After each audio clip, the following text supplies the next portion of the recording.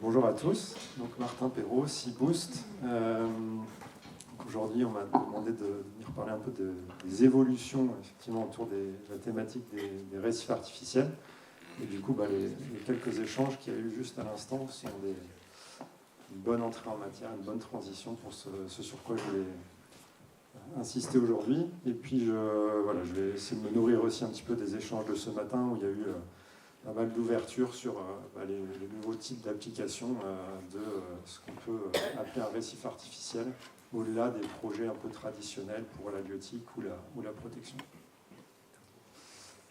Donc, je vais parler d'évolution surtout de trois thématiques, les applications, les matériaux constitutifs des récifs et les designs, la conception. Donc j'ai remis là la définition qu'on a déjà vue ce matin, mais si on réfléchit en fait si on rentre dans le sujet par cette définition qui est une structure ou un substrat immergé pour accomplir un certain nombre de fonctionnalités écologiques, on voit qu'effectivement ça ouvre à beaucoup d'autres exemples et de projets que les retours d'expérience qu'on a pu avoir ce matin, qui étaient une excellente illustration, je pense, de ce qu'on appelle récif artificiel dans le sens un peu traditionnel et historique du terme, mais qu'en fait, aujourd'hui, on a énormément de nouvelles applications qui ne sont pas des applications dans l'avenir, mais qui sont des applications concrètes qui sont déjà en place depuis maintenant plusieurs années. Alors, effectivement, on peut immerger des substrats juste pour leur qualité de substrat, et c'est l'exemple qu'on a eu à l'instant avec les huîtres plates, c'est-à-dire qu'on immerge une structure, un matériau, par rapport à ce qui va provoquer en termes de colonisation et de l'espèce plus ou moins cible qui va venir coloniser cet élément pour des applications, en l'occurrence beaucoup de restauration. Il y a aussi un débat sur est-ce que le récif artificiel c'est une application de restauration écologique, de réhabilitation écologique.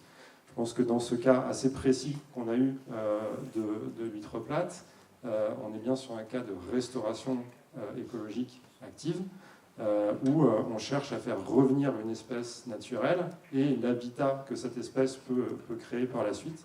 Et donc, on a cette application-là pour l'huître plate en Bretagne, pour les coraux en zone tropicale. Donc, il y a un certain nombre d'espèces qui recrutent, qui colonisent des substrats durs, et pour lequel le terme récif artificiel, qui est du coup pas forcément très adapté dans ce cas-là, mais est aujourd'hui une part relativement importante des projets nouveaux qui émergent cette thématique. Après, il y a l'application de l'habillage des ouvrages maritimes. Alors, ouvrage portuaire, ouvrage de défense contre la mer. Là aussi, on a commencé à avoir quelques exemples ce matin. Une infrastructure côtière, aujourd'hui, elle est avant tout conçue par rapport à un objectif technique, un objectif économique. Créer un quai pour l'accostage de bateaux, créer une digue pour protéger un port contre les vagues.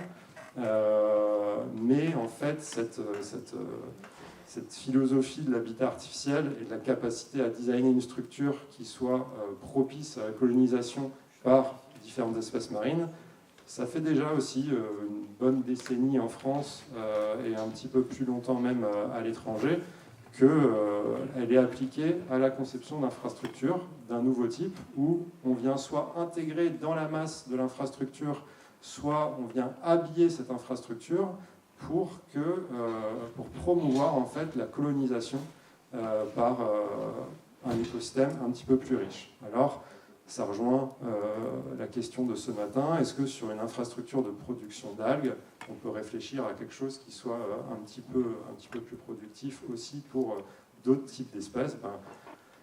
Une infrastructure de culture d'algues en mer, ça nécessite des filières, des corps morts. Est-ce qu'au niveau de ces corps morts, il n'y a pas quelque chose à imaginer effectivement pour accroître leur fonctionnalité d'habitat, en faisant aussi un lien avec forcément le projet des récifs Goëlo. Ça se développe aussi sur des ouvrages portuaires, donc avec le sujet des nurseries effectivement à poissons, qui n'est pas forcément quelque chose tout à fait pertinent dans les mers amarrées, on a discuté, mais qui est quelque chose qui est assez développé en mer Méditerranée. En mer à marée, ici, on a plus le sujet des cuvettes intertidales, avec une illustration là, sur le projet de ce matin du projet Marinef avec des petites cuvettes. Il faut savoir qu'à Brest, je pense qu'il y a le plus gros projet de cuvette intertidale de France aujourd'hui sur le quai EMR de Brest, avec 100 cuvettes intertidales qui font plus de 2 mètres cubes, si je ne dis pas de bêtises, qui sont actuellement suivies par l'Ifremer. Ouais, il y a des baignoires. Ouais. Et qui sont à différents niveaux de l'estran pour pouvoir aussi comparer l'efficacité de ce type d'approche dans différents contextes. Donc, on a déjà 2 exemples de projets type récif, en tout cas qui cochent la case de la définition, notamment en Bretagne, et qui ne sont pas des projets de récif traditionnels. Ensuite, on a ce qu'on peut appeler des objets multifonctions. À nouveau, les corps morts, avec l'exemple présenté aussi par Sylvain ce matin. On voit assez mal la photo du dessus, là, mais ces espèces de petites structures en nid d'abeilles qui sont une illustration d'un projet en zone tropicale, où là, on est sur un outil de défense côtière. Créer de la rugosité sur le fond pour atténuer l'énergie des vagues et des courants en zone. Alors on posait la question aussi ce matin, est-ce qu'il y a des aménagements en zone intertidale? Voilà, typiquement, là on est sur un projet un peu mixte entre le subtidal et l'intertidal à des fins de protection côtière avec un ouvrage qui n'est pas seulement un récif artificiel, qui a d'autres fonctionnalités, mais qui intègre pleinement dans sa conception un objectif de colonisation. On a ensuite des objets supports de transplantation. Donc, le projet du CRC Bretagne Nord, on est un peu à la limite entre le substrat, effectivement, pour du captage et un support de transplantation, lorsque ces substrats sont mis en écloserie d'abord et ensuite pour transférer ce qui se développe dessus en mer. C'est très utilisé en milieu tropical pour la transplantation corallienne. C'est aussi appliqué sur des projets de restauration de mangroves. C'est la photo du dessous. À chaque fois, l'idée, c'est fournir un support à du matériel biologique qui a été préalablement élevé en écloserie, en nurserie, avant de le ramener sur une zone pour, encore une fois, être dans une optique de restauration d'un habitat naturel. Et là, l'objet, c'est que finalement, un support pour permettre à des habitats biogéniques de se développer. Et puis, on avait le triptyque un peu halieutique, protection, loisir, dans la définition initiale des récifs artificiels.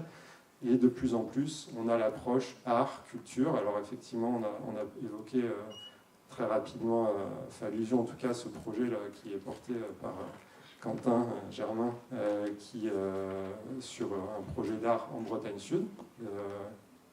Si tu veux lever la main pour que les gens puissent t'identifier comme ça. Et avec des réalisations en France, en Méditerranée, on a 2 projets de musées sous-marins. En bas à droite, on voit une structure extrêmement complexe qui a une fonction de restauration écologique à la base, mais là on a vraiment un objet qui est effectivement aussi très esthétique, très artistique, qui est développé par une boîte qui s'appelle Reef Design Lab, des Australiens qui font des créations vraiment, vraiment super intéressantes. Alors après, sur l'évolution des matériaux, il y a beaucoup de recherches qui a été menée ces dernières années, dernières décennies, dans un espèce de triptyque. Le premier, c'est l'amélioration de la biocompatibilité. Donc, comment est-ce qu'on peut améliorer la capacité d'un matériau à être colonisé soit par une espèce ciblée. Alors là, j'ai mis justement des essais qui se font en rade de Brest, dans la baie du Rose, qui sont opérés par l'Ifremer sur justement la colonisation par l'huître plate. En fait, selon les espèces, elles ont plus ou moins d'affinité pour leur installation en fonction de la nature physico-chimique d'un substrat, voire de sa structure de surface. Donc, il y a pas mal de recherches qui est menée aujourd'hui pour savoir, quand je fais un projet soit d'habitat artificiel pour de la restauration, soit que je construis une infrastructure, si je veux en plus ajouter comme composante à mon projet le fait de cibler le développement précis d'une espèce sur cet objet. Il y a une vraie réflexion à mener sur les propriétés du matériau pour y parvenir.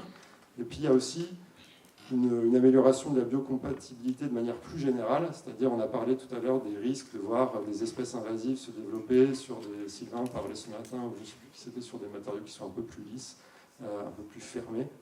Et donc on peut aussi avoir juste cet objectif de travailler le matériau pour avoir une communauté la plus diversifiée possible. Il y a l'amélioration de l'empreinte environnementale des matériaux, à savoir améliorer effectivement l'empreinte carbone, l'empreinte eau, l'empreinte ressources. Donc on a eu plusieurs allusions aujourd'hui à la réutilisation de matériaux coquillés en substitution de sable de carrière par exemple pour la fabrication de béton. Mais ça va là aussi plus loin que ça, pas juste sur les bétons, on a maintenant des matériaux, l'exemple qui était présenté avant sur de la poudre de coquille avec l'amidon de pomme de terre. Il y a des essais sur la biocalcification de sable coquillé ou de sable traditionnel pour éviter tout adjuvant type ciment ou autre dans la constitution de matériaux. Donc il y a énormément, il y a vraiment beaucoup d'innovation, beaucoup de recherche, c'est très dynamique en ce moment sur ce sujet-là aussi. Et puis il y a l'évolution des matériaux aussi pour s'adapter à des nouvelles méthodes de fabrication. Alors là j'ai mis une illustration de l'impression 3D. On imagine bien que pour imprimer ce type de pièces, on ne va pas forcément être sur le même type de matériaux, les mêmes propriétés mécaniques, structurelles que un béton traditionnel qui serait coulé dans un coffrage. Et donc là, c'est l'exemple du béton, mais ça peut aussi être appliqué à d'autres types de matériaux. Il y a beaucoup d'innovation qui est faite sur les méthodes de fabrication, et donc ça découle forcément sur l'innovation sur les matériaux. Petite vigilance, attention à la complexité et au coût par rapport aux capacités de passage à l'échelle. Et je vais vite sur le dernier sujet, c'est l'évolution des designs.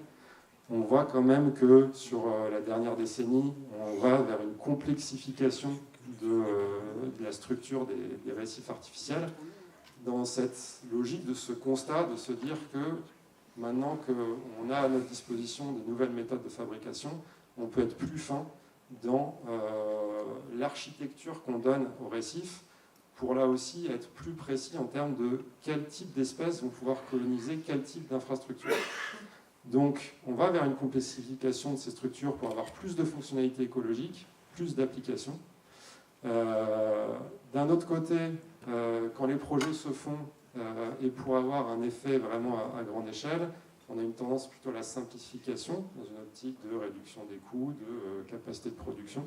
Donc il y a un compromis là à trouver au cas par cas pour toujours rechercher le maximum d'efficacité écologique des projets.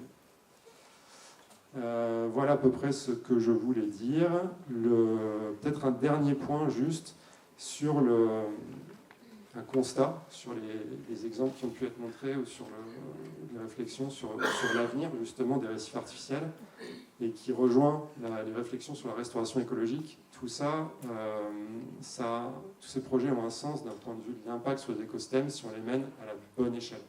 Et donc, il y a une vraie réflexion, une vigilance à avoir pour développer des projets à grande échelle, parce que parfois, c'est qu'à grande échelle qu'on peut vraiment aussi évaluer et quantifier les effets de ces structures sur leur environnement.